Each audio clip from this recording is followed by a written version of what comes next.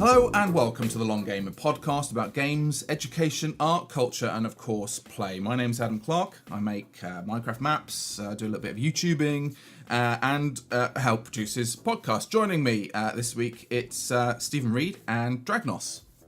Good afternoon, everyone, or good morning, or good evening, wherever you are in the world. I travel so much, I don't even know what day it is myself. all mixed up. So my name's Stephen. I run a company called Immersive Minds. I work in education primarily, using technology and specifically games as a tool for education. And hi, I'm Dragnoz. I've been kind of in the Minecraft community, and Minecraft creating community for many years. I'm also a YouTuber, create playable, downloadable maps with people like Stephen Reid and Adam Clarke. So I'm kind of a technical storyteller side of the whole things. Mm-hmm. Yeah. So, you've joined us part two, in a way, because so our first recording of this podcast was brilliant. The content was brilliant, but we had some technical, what I call technical issues. So we're doing it all again. We've woken up nice and early, bright and breezy. Stephen's off. You're off to Egypt later on today. I'm off to Egypt. I need to be at the airport at midday, so 3.5 hours I need to be in the airport. So we're going to crack on with it. And we're going to be talking today a little bit about SANDBOX games, okay? So I want to talk about SANDBOX games, about the definition of a SANDBOX game, where SANDBOX games, where they've come to, what's on our plate today, and what the future of SANDBOX games may be, and their influence on the kind of the gaming landscape, not only in terms of gaming but education and kind of how the future looks for the games as well. Absolutely. So let's talk about the definition. Anybody got any definitions of what a SANDBOX game is? I looked this up because we'd had a chat about it yesterday, and I have my own theory anyway, but the definition, according to Techopedia online, it's the first one that comes up on Google, is a sandbox is a style of game in which minimal character limitations are placed on the gamer, allowing the gamer to roam and change a virtual world at will. That's it. So it was, So it was actually quite interesting because we all pretty much said exactly the same thing, but just in our perception. Yeah. So what is your perception, Dragnoz? How would you define it? Pretty much exactly the same. That would be it. It would be a place where I'm going to break it down more personally. So it'll be a place where I can explore what they've given me and create fantastical things, unlimited. Yep. But it's not always unlimited either. I kind of like the survival side of things as well, most of the time. So that might be a slightly different definition of a sandbox game, is that you do have different modes quite often, and where you need to get your own resources in your little sand pit. But yes, both of you guys mentioned the whole sandpit thing, which I think is where it comes from, which is a fantastic analogy. When you think about a sandbox, it's literally a box of sand. Now, what is that? Well, it's a box of particles, very tiny particles, which adding a little bit of water to it means you can kind of start to sculpt and play. And often these are found in primary schools. And it's if not sand, then it's mud, isn't it? It's like and it's our first kind of clay for children. It's our first play area. Even if you haven't got any so-called toys, we've all pretty much got access to mud and mud pies and things like that, and kind of the outdoor play, but inside a computer game. Well, it's funny we should use that analogy. I use that analogy with teachers when they ask me. As part of the CPD we're doing, they say, so what is a sandbox game? They try to, specifically Minecraft, they say, well, what is Minecraft and why is it a sandbox game? And I use that analogy. But actually, several years back now, in a primary school here in Scotland, we actually did that. We got the janitor of the school to build us a sand pit outside, and then we used a projector, and we projected Google Earth down onto the sand pit. And we aligned it so that we got Egypt, the Giza, the Nile, the pyramids of Giza and the Nile down onto the sandpit. Yeah. We then invited parents. It was a parents' evening, so we waited for the sun to go down. We projected it on, and then the kids all gathered round and they dug out the Nile exactly where it was. They puffed up the sand and built. We damped it, as you said. We kind of sprinkled water on it. They then built the pyramids and some of the sort of city and stuff. They sprinkled some grass where all of the Nile produces all the farming and everything. Yeah. And then when we switched the projector off, we had this sand pit of Egypt. And then that then led us, the kids, the next day, the kids came in and we did Egypt in Minecraft. But that was my way of getting the parents involved and saying, well, listen, you wouldn't mind your children playing in a sand pit, literally playing in a sand pit, doing this. What tomorrow in school, we're going to be in a digital sand pit. And that was how we got the parents buy-in. Yeah, that's very powerful, a powerful way of bringing parents in as well. And also kind of just... we've been talking about. I mean, this is going off tangent. I suppose that's what this podcast is about, in a way. Yeah, this is it. It's like Vic and I. Lunch. Vic and I have been talking about the long game tangents. We've been talking about what is the equity between digital and physical things? Yeah, and sometimes it's the value that we put on these things, the value we put on digital projects, and screen time, if you like, and the worry about those kind of things as well. And there's been a couple of things coming out the news recently as well, which has been really interesting. There's been that report again. There's this whole debate kind of raging in the background constantly about that I kind of skip over, but it's there anyway, which is games make you violent, or games make you bad, or games make you make you become something that you're not. And I think that's kind of it's a strange thing. It's something that I don't really subscribe to. I think there's lots of different. Go on. But has that not now scientifically been proven not to be the case? That there's no long-term negative effect of playing games. I'm sure there's recently been a study that was published, a scientific paper. Yeah, that's right. That's what I saw on Twitter. And although I didn't look at the scientific paper, it was these things crop up in news feeds and on Facebook and other kind of places as well. It kind of adds to that kind of thing. Often I think I like that analogy between real stuff and digital stuff. Yes. And I think it's about taking our time to kind of value them both. You know, if you were just in a mud pit all the time, right? Well, exactly. And I think that's the important. We'd have our children are getting a terrible education because they're just playing in mud all the time. It's like, Vic's analogy for that was when she was a child, she was addicted, to reading books, and her mum used to say to her, "Get your head out that book. Go outside." It's like, so each generation has got this kind of stuff going on. Absolutely. And I think the idea that the best way is to blend it. In South Africa, I just came back from South Africa, and one of the questions that came directly from the teachers was, well, how would you explain where technology belongs in all of this? And I said, well, I tell you how I see it. I see it as this fabric. Imagine every child starts school with a blank kind of fabric, just a blank white, almost Hessian fabric. And we as teachers have this duty to take the threads of our curriculum, whether it's the green thread for geography, the blue thread for history, the red thread for English or modern foreign languages or whatever, and we weave our lessons and our pedagogies through that fabric. And at the end of every child's schooling, you should end up with, a child can take that fabric away, and you should end up with a completely different fabric per child. Now, the themes are there, the colours are all the same, but the fabric itself looks different. And I said, and technology is just one of those. Minecraft is just, pick a cyan or something for Minecraft and just thread Minecraft and other technologies through that fabric, just like you would any other subject. And I think that's the thing, is that actually blending it with other things takes away that addiction, takes away the worry that that's the only thing they're going to do.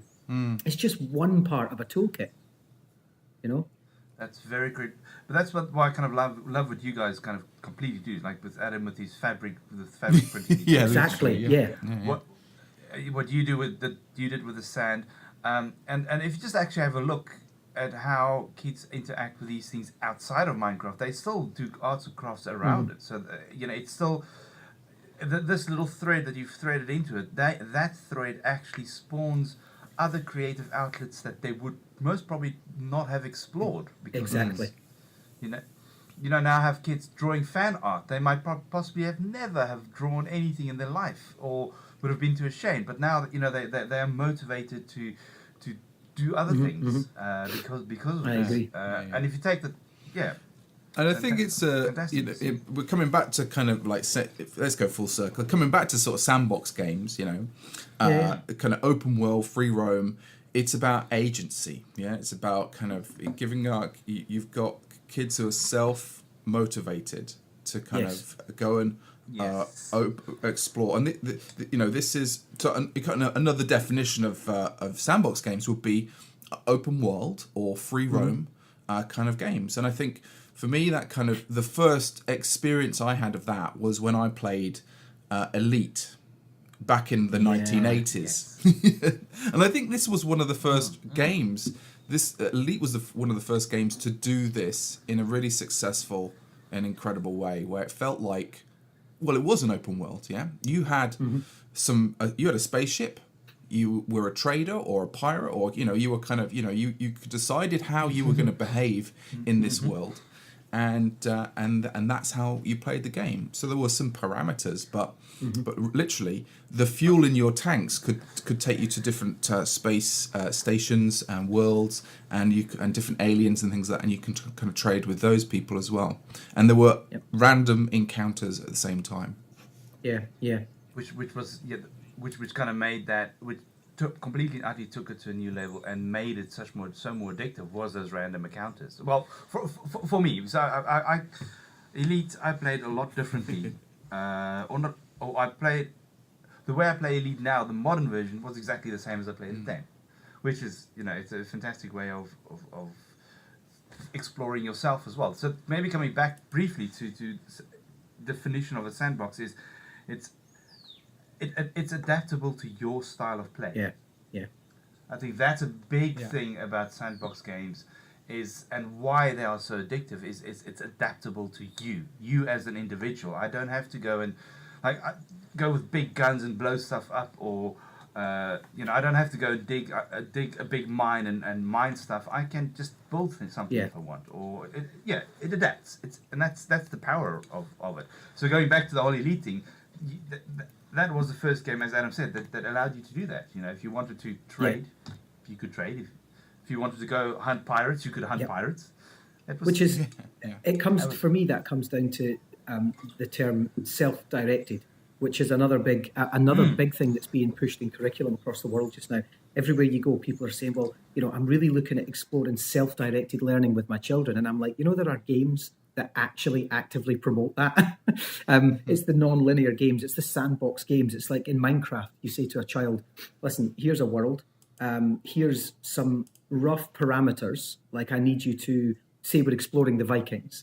Now I need you to go and tell me what you would do to model a Viking village. And then that's up to them. It's self-directed after that. They could start with buildings, or they could start with weaponry, or they could start with, farming, or it's up to them where they start, how many, and right down to the precise block as well. It's like, well, what do they build with?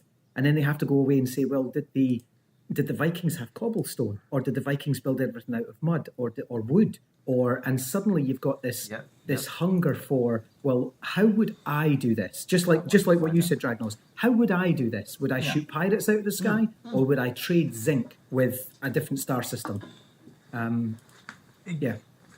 Exactly. Yes. How would I do this? So I was the same with I was the same as you, Dragnoz. I think you and I could have probably, could have soared, get the galaxy together, because I was a pirate hunter. Yes. Same. I was a Absolutely. peaceful trade agency because I needed every time I encountered pirates, I was so rubbish at turning the ship, and also because all my friends had joysticks. They had they had these amazing joysticks, and I just had keyboard. So even docking the spaceship was terrifyingly difficult, because that one person had he could just turn his joystick slightly, and it would realize it was like you're turning the joystick at this angle. That means I only have to I only have to turn the ship, and it would turn and you would rotate with the space station. On my keyboard, I was tapping shift. I was like tap tap tap tap. Oh, here we go, forward. Tap tap. It was. I just most of the time I was just crashing into space stations. So I thought trade was the way to go. See, I was kind of exactly the same, but my solution to it was to never dock and just get everything I need from killing other stuff. Yeah. It was an effort back then. Gaming was an effort back then, though. That was the thing. Nowadays, everything's kind of designed to be... Even loading a game up on a cassette. It was effort, I know. Yes! Getting the bass right, getting the kind of... So, back in the day... Pause and play and space bar at the same time on the little tape drive. Do you guys remember that? Talking about Elite, loading up Elite was like you had to press the pause button and the play button on the tape drive, and then press space, and then let go of both, and then and then listen to it squeal for half an hour. Speaking of the sounds, the docking tune for the original Elite was the Blue Danube, wasn't it? Da da da da da. I don't know if I even had sound. I don't even know if I had sound. Oh well, on the Amiga certainly it was the Blue Danube. On the Amiga, but the Amiga. See, I had an Acorn Electron, and sound wasn't. The Amiga was kind of the champion of sound, I think, and the champion of 8-bit, wasn't it? It was the kind of. And people still use it now. I think even Fatboy Slim still has an Amiga knocking about for kind of doing for MIDI sounds. Yeah, totally. Yeah, it was built especially for that, so it was really powerful. Well, let's talk about games nowadays. Let's talk about Minecraft. How is the sandbox games? Because I wanted to, just before you do that, I wanted to talk about one of my favourite sandbox games, which a lot of people didn't think was, because it was mission focused. But Command and Conquer Red Alert was one of my favourites, where you got this skirmish mode, you got a map, and then there was literally millions of ways you could defeat or lose to your enemy, and it was up to you how you used those. Whether or not you produced loads of tanks or you took them all out by Air Force, and whether you attacked from the south or the east or the west. And it was just, for me, that was one of the most long-lived sandbox games, was the RTS, because there was also things like June 2000 and stuff like that. I'm always interested in how these games have evolved through to today, because things like Lemmings kind of died off. Worms keeps going, but it's the same thing over and over again. Cannon fodder, the classics like Cannon fodder, they never really kept on. Whereas things like RTS strategy games, they keep going. But actually, we've now entered this new realm, as Adam's just mentioned, of things like Minecraft, these completely virtual or immersive 3D worlds, which are now the sandboxes of what would have been the sandboxes of yesterday. So what are they? And it's as an artist, it's also interesting because you've got Command and Conquer, and really RTSs have not changed. No, they haven't. Have they really? No.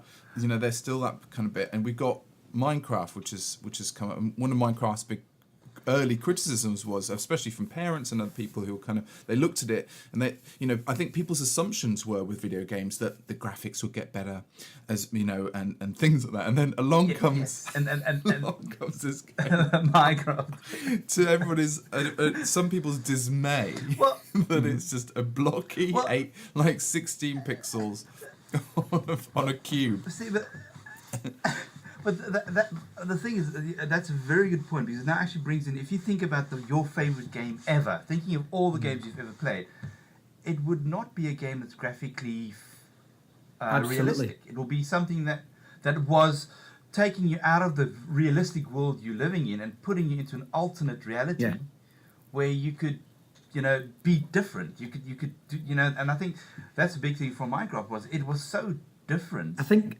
actually there's the look, the feel. There's two things there, Dragnoz, for me. One is, hence the name of my company, Immersive Minds. It's the ability to immerse yourself in something that is not reality, and I think that's really important for us. But the second thing I think is really important in that respect is the idea that there's this constant battle in the games industry, and I've spoken to people about this, about playability versus graphics. So there's a lot of games out there that are Oh, yes, beautiful, yes. but you can't actually enjoy playing them for more than 30 minutes. And there's other games out there that are, I mean, look at Tetris. Tetris is just a bunch of, like Minecraft, it's 2D blocks, and yet it is endlessly and forever playable. And I just think... Well, let's talk about other kind of get popular, Candy Crush, Yeah. Yes. They don't look great. Okay, but their playability is over and over again. Yeah, I mean, there's this whole industries cropping up or rising up that deals with the whole psychology behind the addictability Absolutely. of games. So for example, Candy Crush was kind of is kind of a one-hit wonder. I mean, they've got a few other games out there, but nothing comes close to that, and people have trouble replicating that. Yeah, it was just there's a number of psychological and sociological factors. Because I mean, Candy Crush came out when Facebook was kind of in its heyday, when people could just you could just send people stuff and everybody was like, oh, this is new, before everybody got fatigued. So but yeah, sorry. Well, no, I think you're right though. Because if you look at something like Tetris, it's well documented now that built into Tetris is some very basic but deeply rooted human psychology. So, for example, as a species, we build. That's what we do. We build bridges. We build civilizations. We build buildings. We build institutions. We are creators and builders. We have an innate need to organize and reorganize absolutely the world around so ourselves. This is what Tetris does. But where the second and most clever part comes in is when we successfully build something in Tetris, it takes it away from us and it leaves us with our errors. It says, well done, we'll take that away, and now you've got the 5 rows that you didn't manage to build properly. So we just play over and over and over and over again, because what it's doing is it's challenging our very nature. It's saying to us as a species, you need to be better at this. Would you not say that Tetris is then, if you look at, like, everyone's saying, oh, video games are so bad, do you not think that Tetris is responsible for creating, when you look at a floor and one of the tiles on the floors is skew, and you can't go to sleep anymore in that room because that one tile is now OCD. So in Barcelona you get all of these amazing mosaics. Mosaics. But when they it's incredible Catalan mosaics.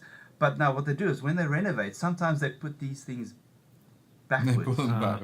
So you walk into some of these amazing buildings, but then there's, out of this massive 10 by 10 meters by 10 meters floor, one tile is out. And the human eye immediately picks up on it, and your psychology is, God, if I could fix that, I would. Yeah, and it's not to say, it's like I'm really uncomfortable in this massive space, and I just don't know why. So surely then, Minecraft. I mean, like Tetris, Minecraft is on a block-based basis. I mean, Minecraft is 3D Tetris, if you like, although the blocks just aren't falling from the sky. But it's up to you to take those blocks and do what you want with them. So if you don't think that mountain looks quite right, you can fix it. You don't quite like how someone else has built a castle, you can add a bit or whatever. Exactly. Now, going back to what you were saying about Tetris and taking it away, I cannot remember who I first heard this from. It was Adam Clarke. It might even have been one of you guys who said this, but the whole psychology behind why Minecraft became so absolutely popular is that you can build this absolute wonderful thing. You have this emotional investment to this massive, amazing house you've built, but then a creeper comes along at night, blows up, it's all gone. It's that. Do you guys know who I'm talking about? I can't remember exactly who I heard that from. I don't know. I mean, I've talked about. Yeah, it might have been you. I mean, that's what I'm thinking. Yeah. I think it's you. And I've talked about emotional investment as well.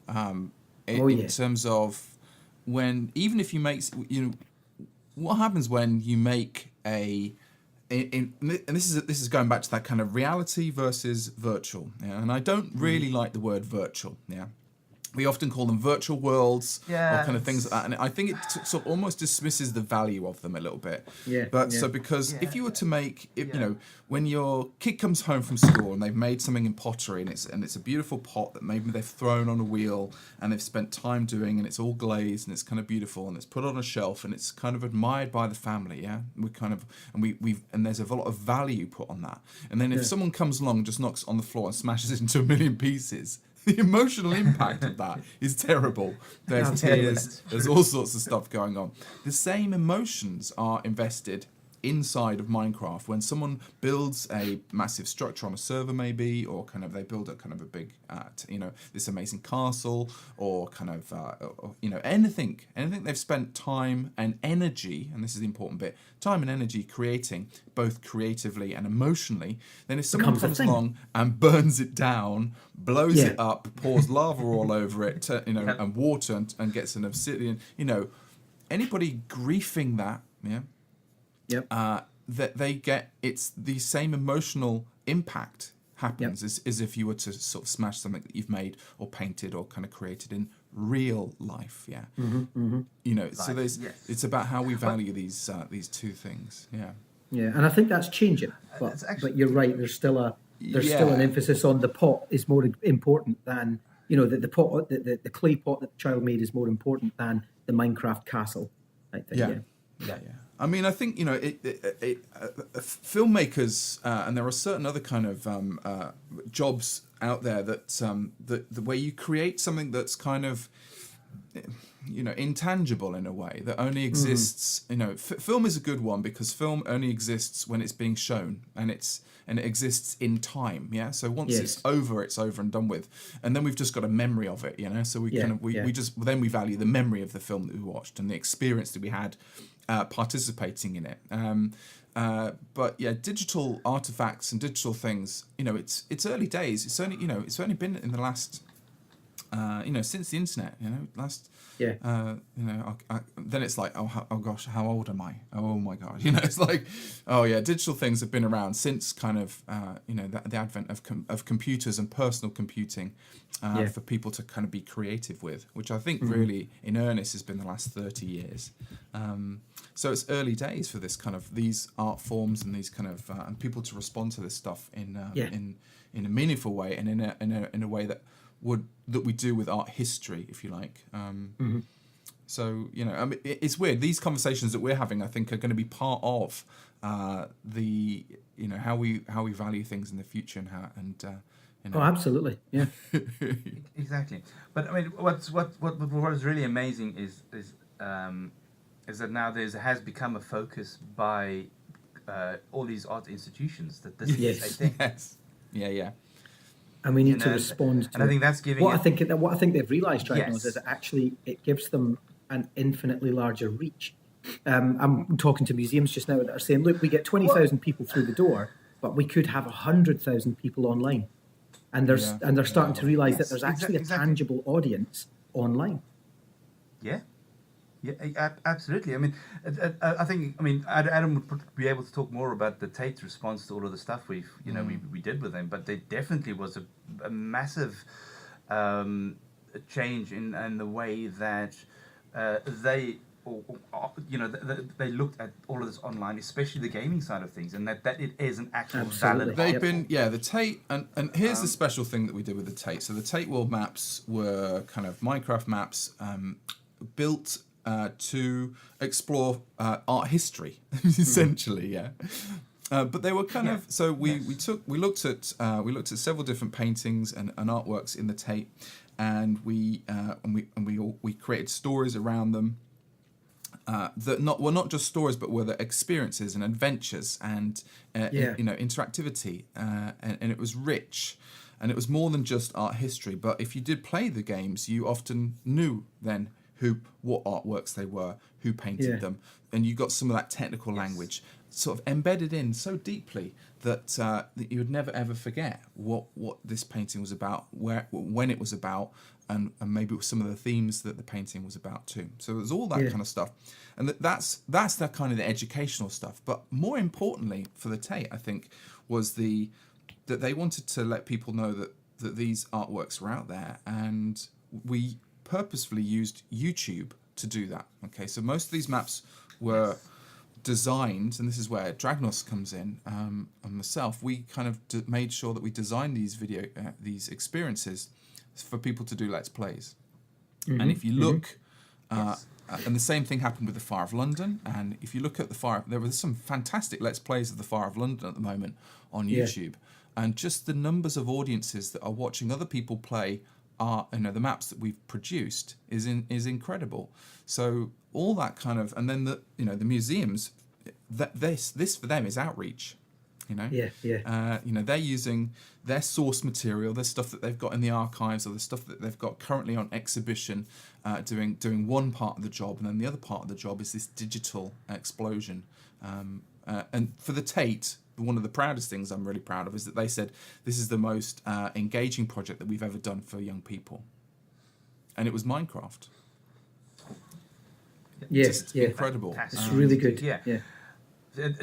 And I mean, for me, it's just the whole thing that kids are actually now aware of the Tate. Yeah. Yes. You understand where and most probably would want to go to the Tate to go see the original. We had artwork. Django begging. Can I please go and see And it? we also had moms and dads contact us as well. We got some really lovely moms and dad feedback saying, "Oh, my son, after he played your video game, I just wanted to say, because he just begged us to go and see the original artwork in the Tate." And it was funny because when they actually went, and the Tate went, "Oh, we've removed that painting. It's now in storage." Yeah. I know. It was like, oh, guys, what have Go and dig it out. Go on, dig it out. yeah. So it was interesting to see how that kind of stuff. That was very that similar. passion that you ignite in people. That's it. For going to search out the source material. Yeah, and that was very similar to the Athol Palace project that we did up in Scotland, where we were commissioned to build an old hotel, kind of built centuries ago, and it's still in use. And basically, the family who own the hotel called me up and said, "Look, would you build our grounds in our hotel in Minecraft? We want to run an event that brings children from the local area to the hotel and teaches them about the history." This place had one of the country's first ever petrol stations. It was the site of one of the last ever duels, I think, fought in Scotland, that kind of stuff. So they were like, we want to teach people about this. So I was like, great. So we built the hotel.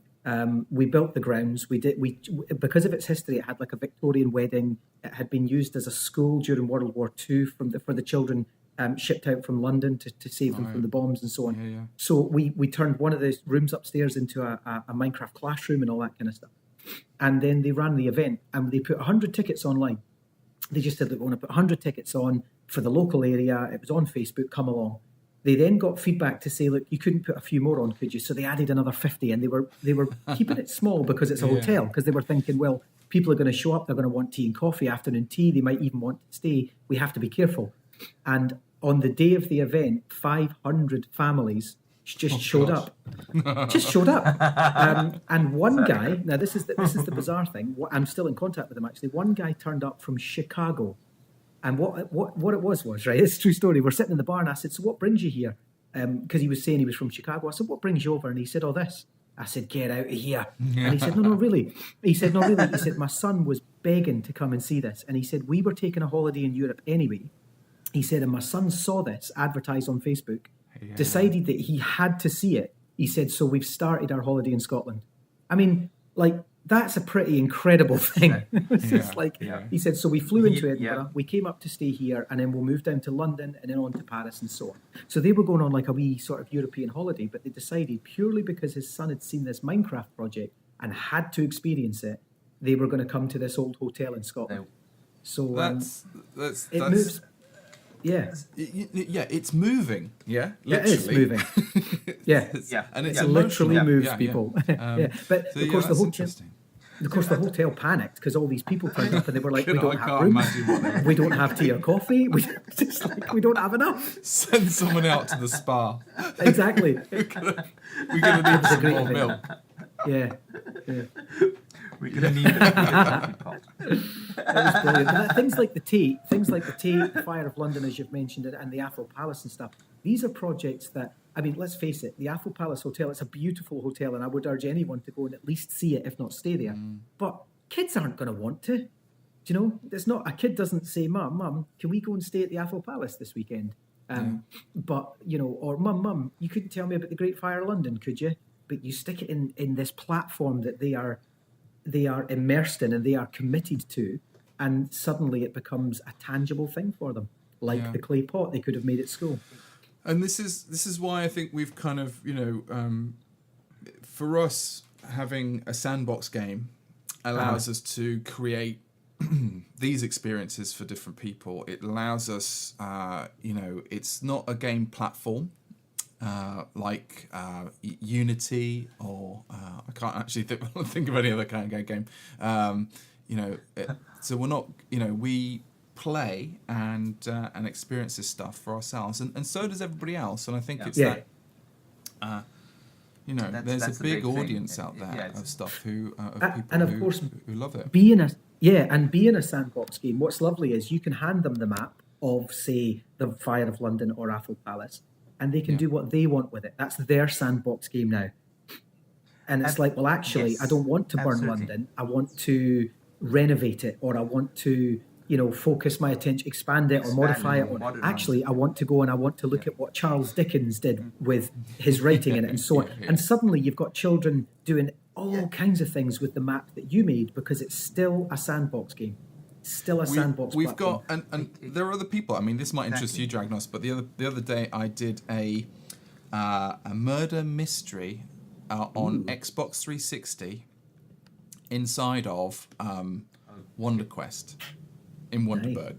Right, so somebody heard. Okay, right. So Murder Mystery is a kind of an Xbox 360 Minecraft style game, yeah. So it's like you all get given a secret bone saying either whether you're a murderer or not, and everybody gets a sword and a bow and arrow as well, and then you have to go around. You have to kind of figure out who the murderer is, and the murderer is also trying to kill everybody at the same time, but kill everybody secretly. But you have to, so that's the kind of thing. So, but people have used maps that we produced to kind of, and then reuse them. You know, they've tell. You know what? It's tell new and different stories. Yes. You know, and that is once again the same thing as wanting to organize and tame the world around us. Another big thing is that we want to tell stories. Every single human on the planet. Yes. So that's I suppose the success of open world stuff as well. Yes. Which is Adam, I'm gonna sideline us a little bit from Minecraft. So I've started playing Lego Worlds, and I know you've actually doing quite a successful series now. Well, I said to people, look, I'll give it a go. If 500 people like it, you know, I'll make a series, you know. And sometimes people are like, no, I don't really like what you're doing, or you know, oh my god, but they've bitten my hand off at the moment. Yeah, people, the Lego Worlds, really, yeah, people love it. To my utter surprise. So yeah, the thing is, I must admit, there's one games that I've never enjoyed, and that's been Lego games. Yeah.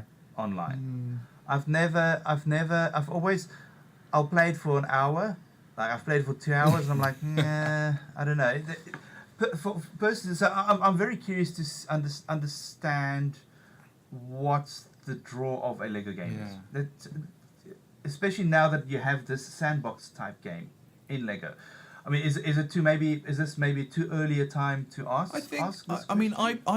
I played the Lego game because it was in beta on PC. So we've there's been a long time, and also most of the Lego games come out and they're either associated with a Marvel comic or kind of a Jurassic Park thing, and they're kind of a linear adventure thing that you can experience normally. But Lego Worlds is the first time that they tried to create an open world system where you can build anything you want, and I think ever since the Lego film as well, they kind of had this term called Master Builder. And there's a voiceover guy going, Yes, "You shall yes, become the master." So yes. they've found a story to kind of at least attach to this thing. So it's not like you can build anything, but you've got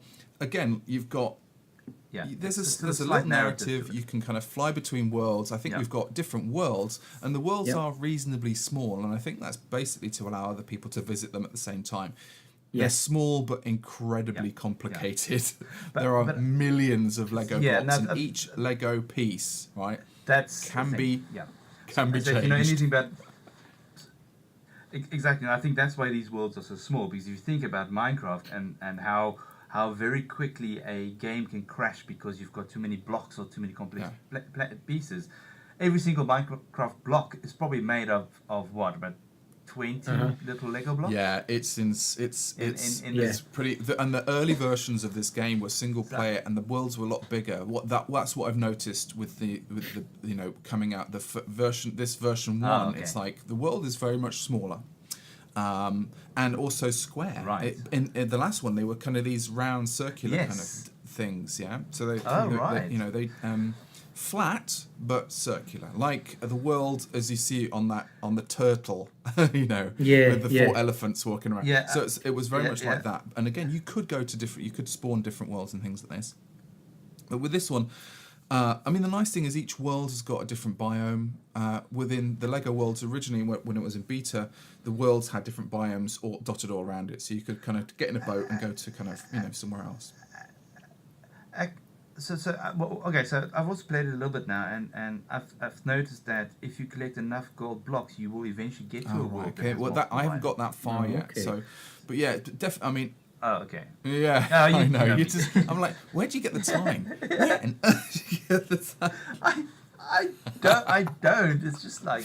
But so there is there's a gold block collecting bit at the beginning, and I'm assuming that is giving the player an opportunity to learn the controls, and it's almost like a tutorial, step-by-step tutorial, building your skill set up until you become a master builder. But of course, this way you've got a range of different tools in there as well. I'm looking forward to it. I'm looking forward to it to do more narrative stuff with other people. I think that's when it's going to be really interesting. I wonder if that's not why I don't really like the Lego games. Because there's never been there's not enough in the game as a single player. It would be grand to gonna be log on with you and Stephen, and we build these fantastical things and tell these stories.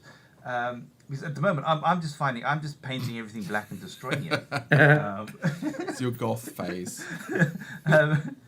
Yes, my Lego goth phase. So yeah. Anyway, so let's go diverse back again. Sorry, I took us on a bit of a tangent there.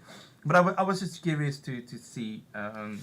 It's funny. So I've been it. playing. So I've got 2 games at the moment. I've been playing Lego 1 and also Horizon Zero Dawn. Yeah. Which is an open world adventure game, So it's got an open world thing, which means I can kind of, and it's got a crafting system, and it's got a kind of, so there's a million different ways of playing it, because I've got, and it's got a skills tree, so I can either be a brave, or I can be kind of a hunter, or I can be kind of a, just a murderer.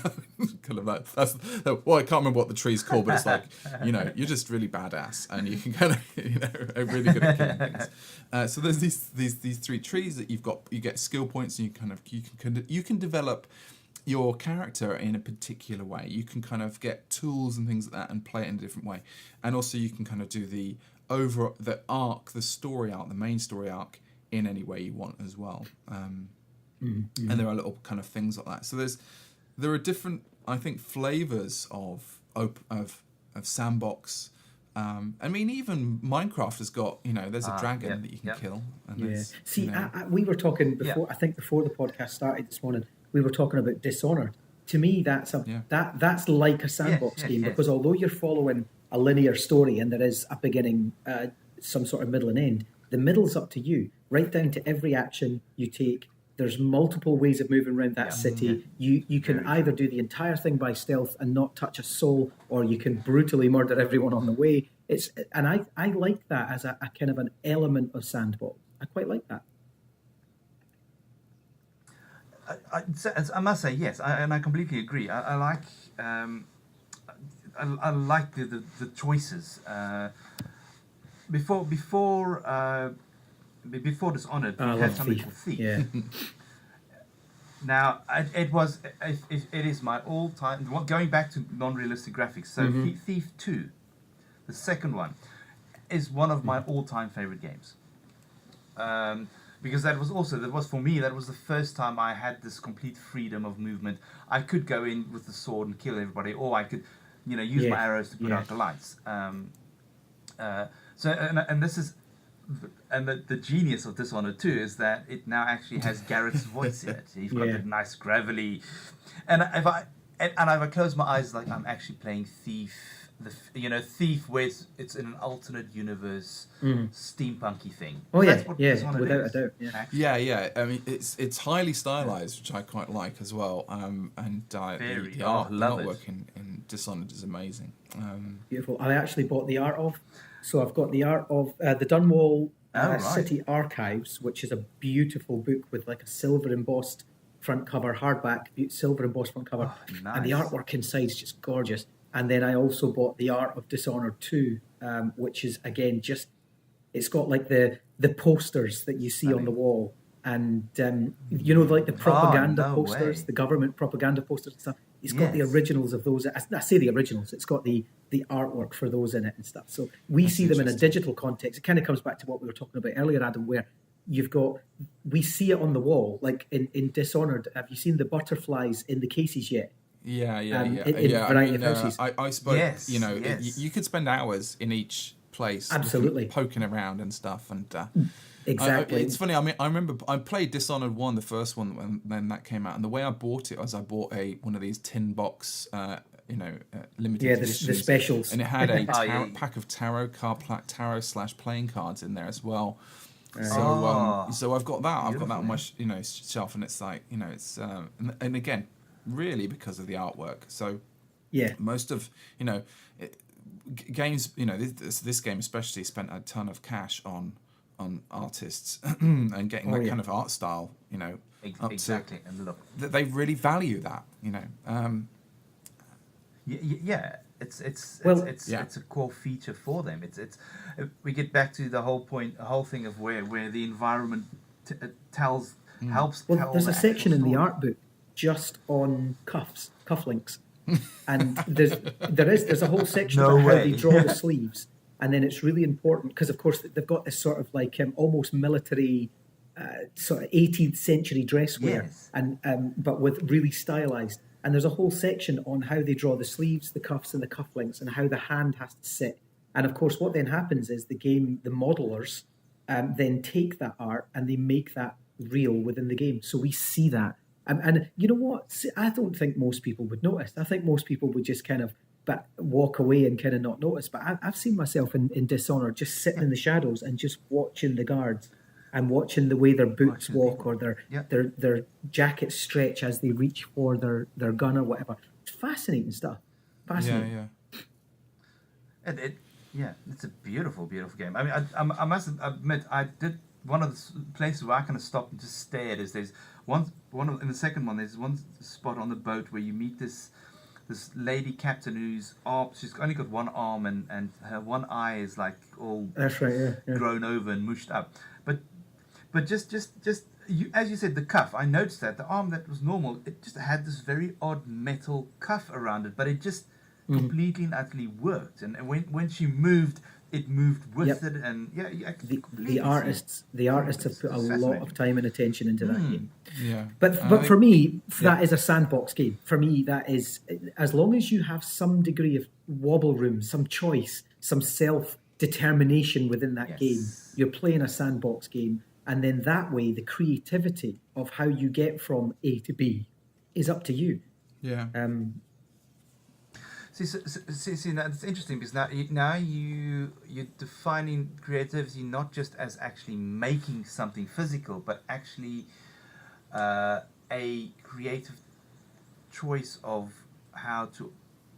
How can I put this decently in English? A creative Absolutely, choice of your self-determination. That's what it is for me. dance. It's like dance. It's an yeah. So now you've gone from physically creating something to fluid dance-like movements, which becomes your creativity. That's the best way. Well, see, a lot of people. Well, not a lot of people. Some people say. I remember some people coming to workshops we've done in our studio and things and like that. We've done creative workshops and they say, oh well, I'm not creative. I can't draw. I'm not creative. And that. And I'm like that old line. Yeah, and it's most people are creative in some way or another, whether that's cooking or kind of movement. Or kind of, there's a whole plethora of different ways we express ourselves, and creativity plays a part in that. Even problem solving and other things as well. And it comes back to kind of value. But we're coming to the end of our. I just want to kind of before we ramble on, we're coming to the near the end of our hour, and so I want to bring it back. I want to bring it back and play a little bit of a dangerous game by saying, what predictions might we make about what we think about the future of video games and why, what the way Minecraft has blown up and become this kind of amazingly popular game, and that its influence maybe, but not only it, but other kind of video games as well. We can see it in, I think, in Nintendo's new Zelda game as well. That's got a massive map as well. I think. Sorry, Dragnoz, you want to go? Yeah, go on. I'm playing around a lot just now with virtual reality, and I think sandbox games can only get stronger by using. I mean, we've been talking a lot about the ability to, self-determination, make a choice, build what you want, decide where in the world you want to start, etc., etc. But I actually think the future of certainly the power of the sandbox game will be in actually almost physically having children inside those worlds. And not just using a controller to pick something up, but using their hands to pick something up. Not just seeing through a screen, but seeing right in front of their eyes. And I think we're going to see a massive rise in that. Massive. And I think the PlayStation 4 is actually the leader in that. I think we're going to see the PlayStation. I say the PlayStation 4. I think we're going to see PlayStation lead that. Okay. Yeah. Almost by accident. Yes, exactly. That's my point. We didn't know it was this. Yeah, well, they said, but it's something we tried. I'm going to actually have a much more extreme view on this now. Okay, who says we are not already living in this next gen the Matrix? Rick and Morty. No, but seriously, if everything. The more these things progress, the more we look at VR games like Job Simulator and things, the more it's like the humans need to be entertained, they need to be expressive and so forth. So if you were ever to enslave humanity, you would need to give them jobs and things to do. So I really see games and things like that becoming quite extreme to the point of where that will eventually become indistinguishable from reality. It'll bleed so much into each other. If you have a look, the augmented reality wars have started. Okay, I don't know if you guys read the news this morning or over the weekend. Multiple players have now entered the augmented reality arena. I mean, I'm interested in how that's going to develop. Yeah. See, but if you look at the threads of all of this, is games. Once again, I'm going to use virtual reality worlds because it is the wrong word to use for this, but it's what people understand at the moment. It's going to become so enmeshed with everyday life that it will become indistinguishable from everyday life. It will no longer, it will step out from being virtual reality, but will become just like the reality we live in. Yeah. Well, there's a couple of books I'm reading at the moment, and I think that we've got a couple of, there's a couple of films that are coming out as well. Ready Player One. Ready Player One is definitely one of them. I love that. What's the there's oh man, what have I forgotten? I can't remember what. Johanna something. I can't think what you're talking about.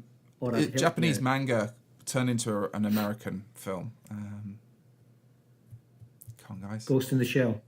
Ghost in the Shell. Ghost There in we the go. Shell? Ghost in the Shell is amazing. I haven't even had any breakfast. This is why my brain's. That's okay. I need food, coffee. Ghost in the Shell. If you look at Ghost in the Shell, we've got these giant holographic projections in around. And talking about kind of, if I'm going to make my kind of prediction, which is I think Dragnoz, you're probably right.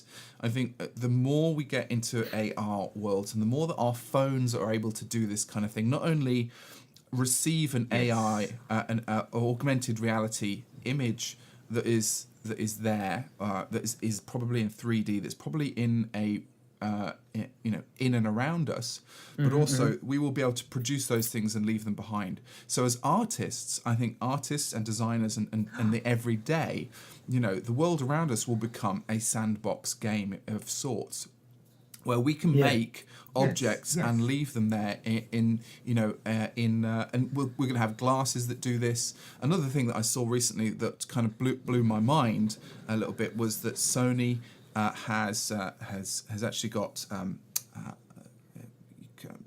those things that you poke in your eye,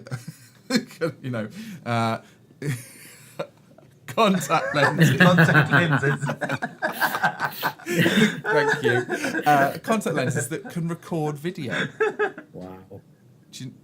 Like in the movies. Yes. We are what a time to be alive in. Absolutely. Absolutely. It's. I'm like, oh, you know what? We're gonna have to die because we're not gonna be able to see where this all leads to. I want to see where it ends, or not the end. Having said that, it could all just be a Back to the Future moment where they promised us a hoverboard, and I'm now 40, and there is no hoverboard. No, exactly. So I think, it could be one of those. What you've got is you've got two wheels and a balancing thing. And people are just turning them into, into sort of, skateboards and things like that. Yeah. As well, yeah. It's crazy.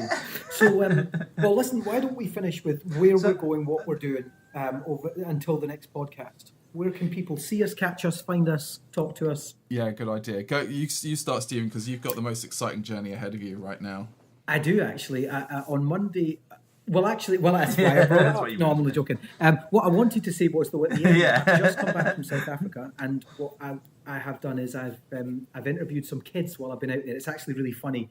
There's a bit at the beginning where I say to them, so your name is, Angela, for example, and you are from year, and the little girl goes, 2017? And I'm just like, no, year 5 or 6. It's so funny. But back anyway, in time with Stephen Reid. Exactly, but they're so funny. They're such funny kids. But what was really funny was they've just been introduced to Minecraft as a tool for education. It's literally just gone into their school, and that's why I was there.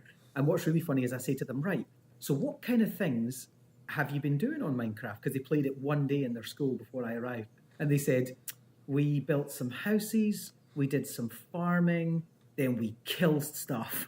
And I was like, yeah, and you could hear me desperately floundering for some sort of educational value. But that project's going to be amazing. So actually, we're going to put. I've committed that interview to sound, and hopefully we can fit that in at the end. Yeah, we'll put that in right at the end of this of the show, so everybody can listen to Stephen. We'll have to come up with a catchy little soundbite as well for it as well. Our correspondent in. Because on Monday, what am I saying on Monday? It is Monday. Yes. See, this is what happens to me all the time. In about 3 hours' time, I'm getting on a plane for Egypt. And I'm going to be working with teachers in Egypt on bringing Minecraft into their classroom. And then from Egypt, I go straight on to Toronto in Canada, where I do the same. Canada's going to be like people are coming, unlike me going to Egypt and sort of teaching Egyptian teachers. Canada is what's called the Educator Exchange, where we all get together in a big hotel. And a sort of big conference hotel, and then teachers from all over the world, literally Peru, Argentina, Korea, you name it, they all come around the world, come to the hotel, and we teach them how to use Minecraft in the classroom.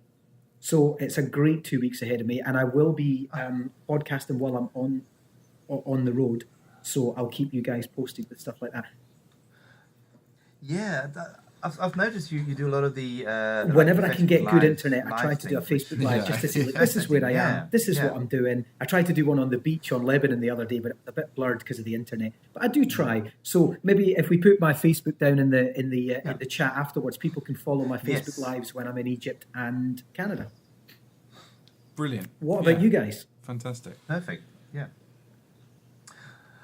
Right, I'm very quick and easy. I'm not doing anything this week. I'm not going anywhere this week. I might actually, make some videos. No, that would be fantastic. Yeah, make some videos. That'd be that'd be good. Yeah, I haven't done that in ages because now we've got command blocks in the beta edition of Pocket Edition. So there's some stuff. Maybe reinvigorating some of my older content and reappropriating it for the new PE audience, which I think is going to be amazing. I mean, talking about that is, I've been just investigating add-ons in Minecraft Pocket Edition and Windows 10, and I'm astonished at what people are doing with that already. And doing cheeky little things with it as well, unexpected things that I didn't, like for example, yesterday on my phone, I rode in a jetpack in Minecraft. Now, it wasn't a jetpack. It was actually, I was riding on a giant that had been remodeled to look like a jetpack. So it's just a model of a jetpack that is actually the giant. And you just wander around, and you're steering the giant.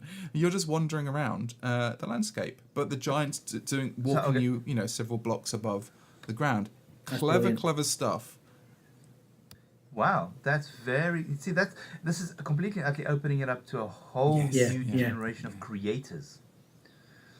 And that's why I've always been excited to see what they're going to be doing with PE, because PE by far is the biggest. And it's the audience in Minecraft. If you geek out on this stuff, is growing. It's the one that's massively growing. Yes. If you want to just look at the stats and things like that, you kind of look at the Minecraft Pocket Edition, and it's on the rise. And obviously Microsoft know that as well. Absolutely. Absolutely. But I think it's quite a stable platform, and what they've done is they've learned from the mistakes they've made with Java, and kind of just improving. I would almost say it's like a Minecraft 2, to be honest.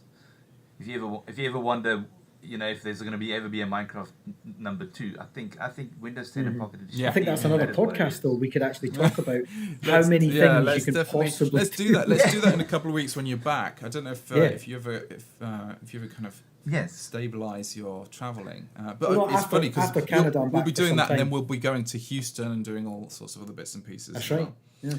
Yeah. My week ahead is we've got a couple of things. I've got a project that's starting in Exeter, and we're just really nailing stuff down like that. We've got the Fire of London map, Dragnoz.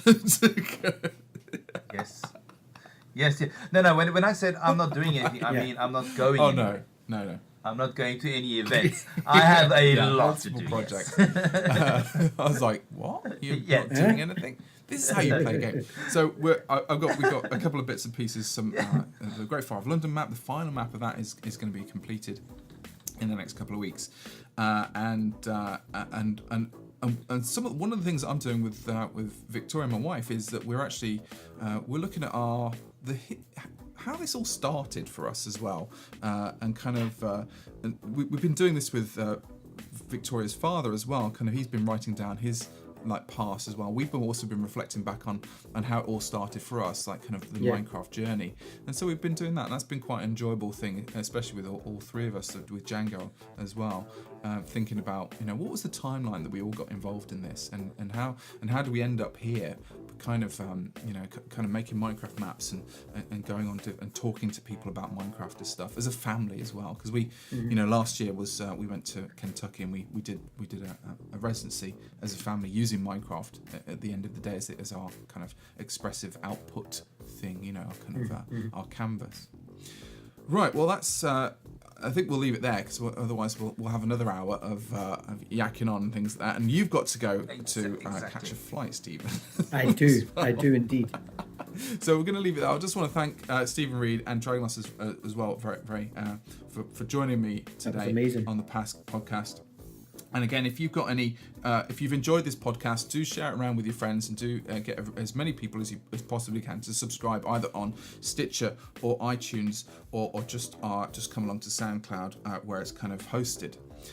Also, if anybody's got any, we've got opportunities for sponsorship and other bits and pieces within the podcast too, and we are looking forward to kind of collaborating with different organisations and companies to be able to kind of either put a little bit of your audio at the beginning and to be associated with other kind of products as well, to be able to kind of fund the kind of stuff that we want to do with this podcast in the future.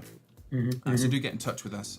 That. Otherwise, you can get in touch with me on Twitter at thecommonpeople or email at adam@thecommonpeople.tv. I'll let Stephen and Dragnoz say their goodbyes and also give their contact details as to. Until then, thank you very much. Sure thing. Dragnoz, after you. Okay, thank you very much. Well, okay, you can reach me on YouTube, YouTube/Dragnoz. Same with Twitter /at Dragnoz. And you can also check out my newly revamped website at www.dragnoz.com. It's the dubstep. Dubs, very Australian way of saying. Okay, well, listen, thanks for listening, everybody. My name was Stephen, and you can find me on Twitter at Immersive Mind, Facebook at Facebook/Immersive Mind, and YouTube /Immersive Mind, though my YouTube is limited. But you might see some of the things that I've been doing there. And I look forward to the next podcast and bringing you some of our thoughts on this kind of content. Cheers. Bye, everybody. Bye. Bye, everybody.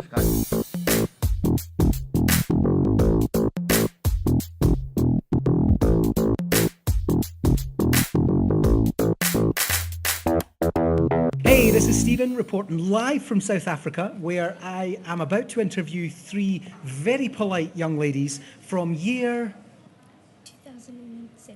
2017. No, I meant what year? You were in school. But that's great. That's staying on the podcast. You're from the year 2017. What would have been cooler is if you'd said the year 2025. Now that would have been really cool, because then it'd been like you've come back in time to tell me what the future looks like. That would have been really cool. Anyway, let's do that again, okay? But this time I'm going to say from year, and you're going to tell me whether it's year 6 or 7. Okay. Okay, so that's great. Well, I'll tell you what. That was really interesting. No problem. Thank you. Thanks. So what I'll do is I'll start again. I'll just say. And then what must we say after you said from year? No, we'll leave the years separately. So I'll ask you. I'll just say, hi. What's your name? What year are you in? And tell me how you use Minecraft, and we'll get 3 different answers from you. And then I'm going to get a nice picture of you because on the podcast we put little pictures up. Oh, yeah. Just your first name. Oh, yeah. I don't need your second name. Just your first name. Okay. Your name is Anne. Wait. Let me take a photo. Oh, your first. African name would be nice though. Yeah. Okay, wait. We have to. There's no longer a water shortage, so. Okay. Oh, really? There's no more water shortage. No, Voldem's full. Okay. Oh, that's nice. I'm going to record you now. Are you? Oh, brilliant. Okay, so don't look at the camera. Focus on me. No, do no, No, don't. don't look at the camera. Look at me. Okay. So, hi everybody. Stephen here reporting live from a very sunny South Africa. Let's do that one more time because I can never pronounce your school name. Brescia. Right, I'm going to get that. Brescia House School. Okay. Hi there, Stephen here reporting live from a very sunny, very hot South Africa, and I am at Brescia House School. I've had a great privilege of being at the school today, seeing the children work and actually presenting on Minecraft in the classroom. And I have 3 of the children here who I'm going to ask to introduce themselves and tell me what year they are in as well. So we'll start over here. What's your name? My name is Tinswalo Shapalana, and I am in year 5. Tinswalo. Tinswalo. That is a beautiful name. Hi, Tinswalo, and you're in year 5. Yes. Hi. Hi, my name is year 4. And you're in year 4. Brilliant. Okay, Isabella, thank you. Hi, my name's Angie, and I'm in year 5 too. Angie, you are in year 5 as well. Okay, so we're here today talking about, you've seen me talk about Minecraft. In fact, you helped, didn't you? You helped some of the adults in the room play the game. How did that go? That went really well. Yeah, It yeah. was very cool. I really liked meeting Kirsty. Good. Who I helped. Because you were helping, and there was journalists actually in today, so you've helped some journalists to use Minecraft, because they're now going to go away and they're going to write about why Minecraft should be used in more classrooms in South Africa. So you kind of helped to put that out there. So well done. So tell me, Tinswallow, what have you've been using Minecraft in school already, haven't you? Yes. What do you use it on? We use it on like our computers. Right, so you've got a computer version, and I saw some kids with tablets. Are you using it on tablets as well? Yes, we use it on tablets as well, only if we download it. And what? Great, only if you download it onto the tablets. And what kind of tell us a bit about what you've been doing with it. Well, Minecraft, we use creativity to build houses, our own houses, and to learn how to use like weapons and to make potions to kill other monsters. Okay, so you actually play it on survival mode, you have the monsters in there. Now, I was speaking to your teacher earlier on, and your teacher was telling me that actually sometimes it's creative mode because they want you to build something. Sometimes it's survival mode. And there's things going on in there that you don't necessarily know about, like your teacher's trying to get to see how you make decisions or how you have reasoning. So you do something for a purpose, and then the teacher comes along later and says, so why did you do that? And you're able to say, well, the reason I did that was because, and you're able to express why you did something. And that's a really important life skill. So that's great. So even though you're actually just fighting monsters in some levels, you're actually looking at decision making and reasoning and how you trap those monsters and so on. So even creative thinking. Do you trap monsters? Yeah, sometimes. With like lava traps and stuff like Yeah. that? Okay, good. So Isabella, tell me what you've been using it for. I've been using it adventuring around all the places and making houses and trapping animals, making farms and... Making farms. Yes, I love making chicken farms. Okay, And yeah, good. And that's what you've been doing in school with it? yes. Great. And I was talking earlier on, we were talking about how farms can be used, and one of the things we talked about was farming through maths. So, yeah, for maths, exactly.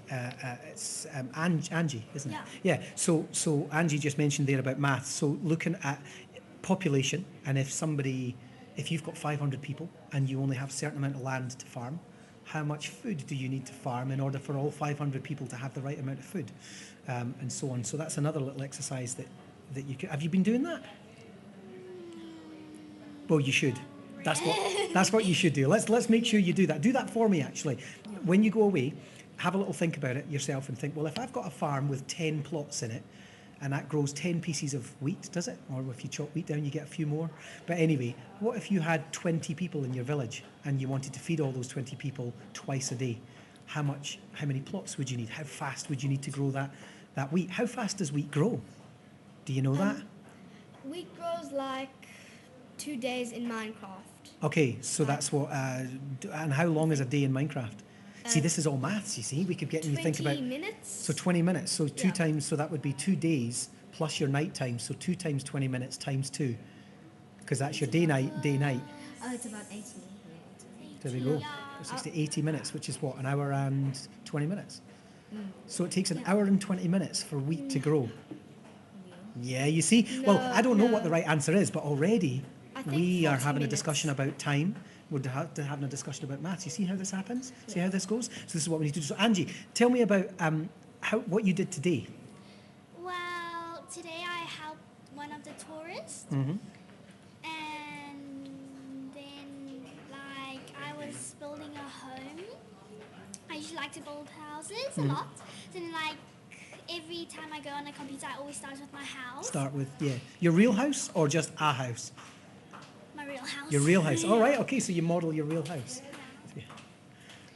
And I usually tame animals, like horses, cows, chickens, and all those animals because I love nature a lot. Nice. And usually I would build a garden with flowers and Good. Okay, and you were helping them. How difficult is it to teach an adult how to play Minecraft?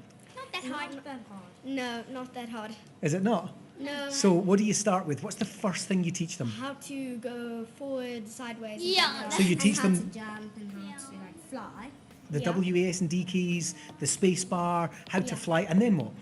And then like how Like to how go to in your build a house, like And how then to it's put the like block how to put a down. block down and how to break a block. Okay. Well, this is really interesting to me because this is how we would normally start our training. When I go in and do it as well, people say, "Where would you start?" And I say, "Well, we start with movement and jumping, and then we start with maybe flying around a bit and looking at the scenery, and then we start with placing, and then we move to placing blocks, and so on." So it's funny because it's the natural order of things, isn't it? So even as children, when you think, where do I start? There's this natural order for Minecraft. And that's the message I want to put out to teachers on this recording, actually, is if you're worried at all about doing it, even the kids sitting with me here today are saying, you start with the basics. You start by moving, then you start by building.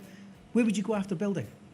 building, then like Killing, Here's an animal, donk it on the head. trapping, Trapping, taming, mining. Mining is the next part, because let's face it, Minecraft is made of two words, isn't it? Mine, craft. So you would then... mine while you craft. You mine, and then you would probably show them crafting. Here's how to make an axe. Here's how to make another sort of tool or something like that. Brilliant. Okay. So what do you hope then? Last question. What do you hope, having been here with your school and showed people, I'm going to be doing some teacher training as well tomorrow and showing lots of teachers how to use Minecraft. What do you hope is going to happen with Minecraft in your school at the Brescia House?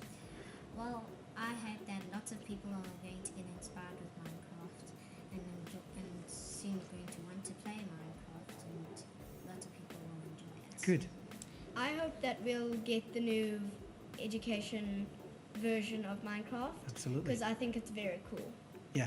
Good. Did you like the camera and the portfolio bit? Yeah, Cool, eh? that was so cool. Take a Minecraft selfie. I was wondering how you get the portfolio, but I kept on right-clicking. Ah, okay. Yeah, you right click. I always look at the sky to do it, but you look at the sky and right click, up comes your portfolio. Good. And then, Angie, what about you?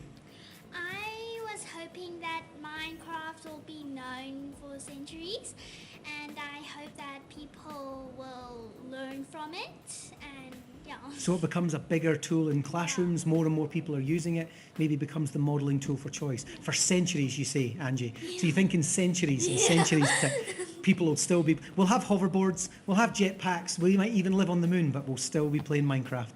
Yeah. That'd be awesome, huh? All right. Well, listen, girls, thank you very much. You're going on a podcast called The Long Game, which is myself and two of my colleagues, amazing Minecraft educators, who talk about Minecraft in education. And you are actually certainly our first interview with children, and you're one of our first interviews altogether, actually. So, super famous. You're going to be super famous. Yes. So, thank you very, very much for your time today. You've been wonderful helping out the adults. Thank you for that as well. And say goodbye to everyone at home. Bye.